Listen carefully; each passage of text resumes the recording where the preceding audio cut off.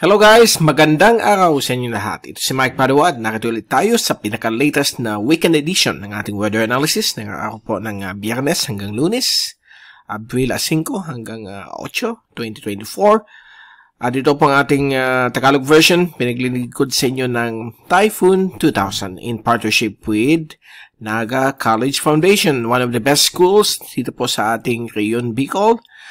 Ang Aboitiz Power, ang BPI Sustainable With You program. Kapag interested po kayo upang malaman kung ano itong programa ng BPI, just click on the link dito sa taas. May link po yan para pumunta po kayo sa website nila. At kung nanonood po kayo via Facebook, pumunta lang po kayo sa description dito rin sa may taas ng video. Nandun po yung link patungo sa BPI Sustainable With You webpage. At ito po ay pinaglilingkod din ng Avenue Plaza Hotel, one of the best hotels dito sa Bicol Region. Ang lokal na gobyerno ng Naga City, headed by our Honorable Mayor Nelson Legacion, at ang ating Honorable Congressman ng ikatlong distrito ng Camarines Sur, Congressman Gabby Bordado. Umpisa nating update. Ito ang latest GovSat na ginawa natin kahapon, and valid po ito hanggang ngayon. At mananatili po ang hangin silanganin sa silangan bahagi po ng ating bansa, kung saan may init na panahon na medyo may mga maulap na pabuwi rin, na minsan-minsan may mga kalat-kalat na ulan na pwedeng makadasan sa may eastern coastal areas po ng ating bansa. At dito naman po sa Mindanao, may mga posibilidad ng mga thunderstorms, mga maulap na pabuwi rin. Dulot po yan ng near equatorial trough. So mag-ingat lang po sa mga posibilidad ng mga lightning strikes at mga lalakas na thunderstorms, lalong-lalo na po sa hapon o gabi. At sa ating fast animation, so yan po yung surface trough or near equatorial trough. Nagbibigay po ng mga cloudy conditions with wind showers and thunderstorms sa may Mindanao.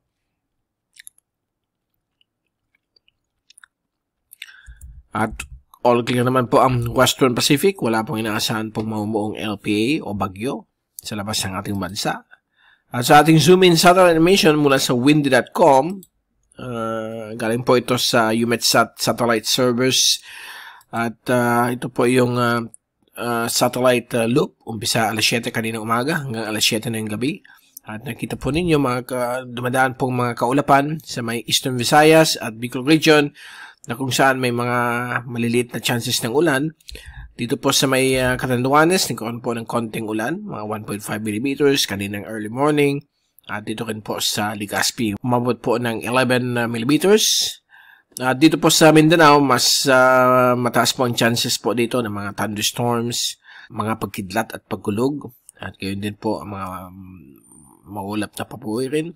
So, ang heat index dito sa Mindanao ay medyo mababa, at gayon din po dito sa may Eastern Visayas at sa silangan bahagi po ng Bicol Region. Samantala, dito po sa ating lugar sa Naga City at sa Karatig Pook ng Bicol Region, ito po ang pinakamataas na damang init na observations sa iba't ibang weather stations po ng Typhoon 2000. At ito po ay para na yung araw po ng Biyernes, 5 ng Abril. At nakikita po ninyo dito na ang pinakamainit na yun ay itong Barangay Liboton sa Naga City. Umabot po ng 42.9 degrees centigrade kaninang 10:55 a.m. Ganyan po as sa Mabulo, Naga City, 42.3. Kamuning, Calabanga, Camarines Sur, 42. San Felipe, Naga City, 41.5. Concepcion Pequeña, Naga City, 41.2. Concepcion Grande, 41.1. Bugtong, Barangay Bugtong sa Legazpi City, 40.6. At sa Kabinitan, Virac, Catanduanes, nasa 38.4. So, napapansin niyo yung mga nasa coastal waters. So, napapansin niyo yung mga nakaharap po sa Philippine Sea ay mas mababa ng bahagya ang damang init o yung heat index. At dito po sa atin, medyo bumaba po ng 1 degree kahapon sa 43.7.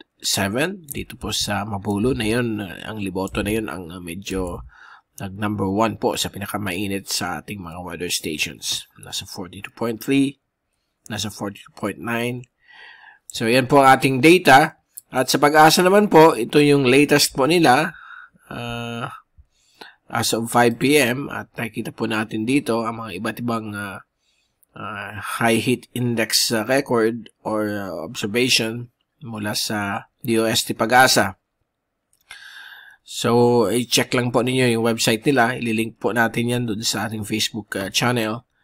At kitang-kita po dito na yung ibang areas ay pumapalo po ng 42 hanggang 43 ang antas ng sentigrado.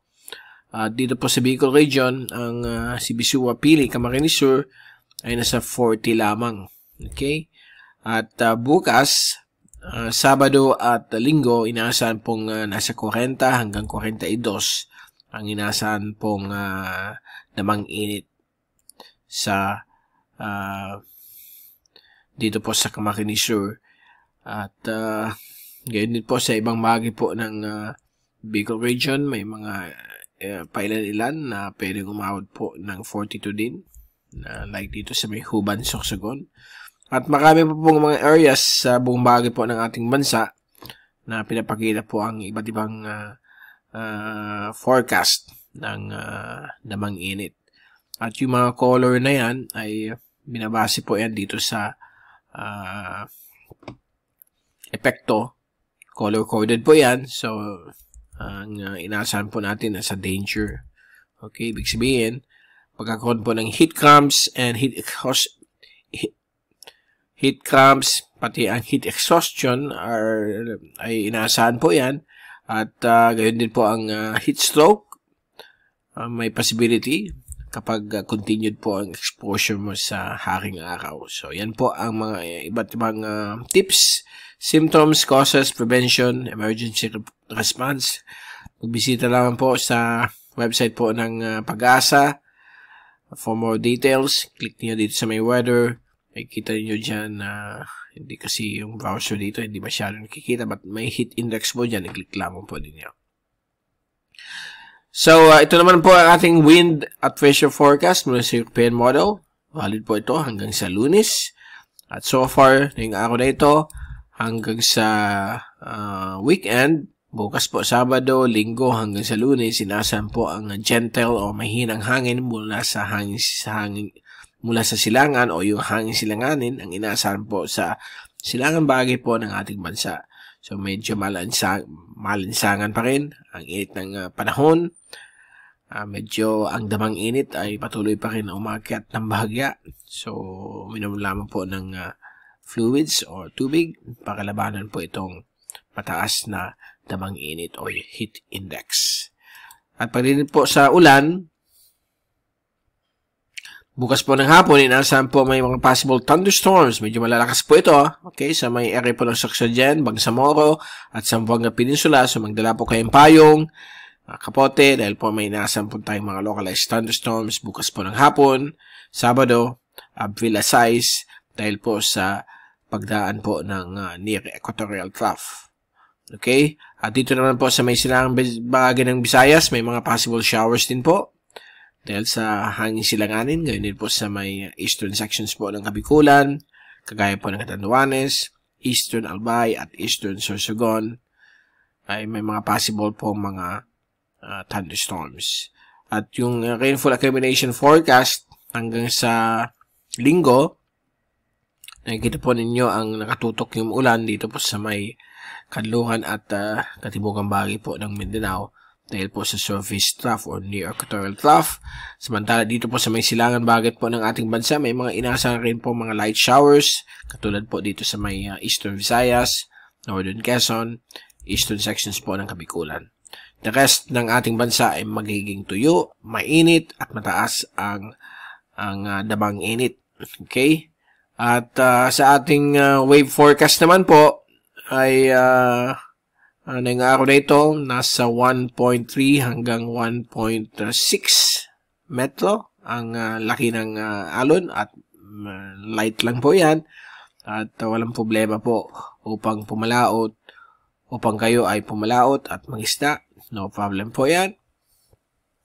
At ngayong araw na ito hanggang sa Lunes, manatili pong walang pagbabago po ang wave heights sa silangan bahagi po ng ating bansa. At medyo mas maganda po ang alon po dito sa may kalagitnaang karagatan ng ating bansa. Kagaya po ng Sulu Archipelago, Visayan Sea, Sibuyan Sea, Cagayan Gulf, Bohol Sea, mananatili pong kalmado hanggang 1 meter o 1 metro ang taas ng alon. Gayon din po sa may West Philippine Sea at napakaganda po para magkaroon po upang mangisda po kayo o maglayag po sa karagatan ng ating bansa. So yan po ang wave forecast at dyan muna natin tatapusin ang ating update ngayong araw po ng Biyernes at babalik ulit tayo next week, early next week, mga Monday or Tuesday upang ibigay sa inyo pinaka-latest naman po ng ating panahon. Mula sa Typhoon 2000, ito si Mike Pardo magpapaalam. Mag-ingat po tayong lahat. Be #weatherwiser. Uminom ng maraming tubig para labanan itong damang init. So maraming salamat sa pagpanood ninyo at God bless po sa inyong lahat.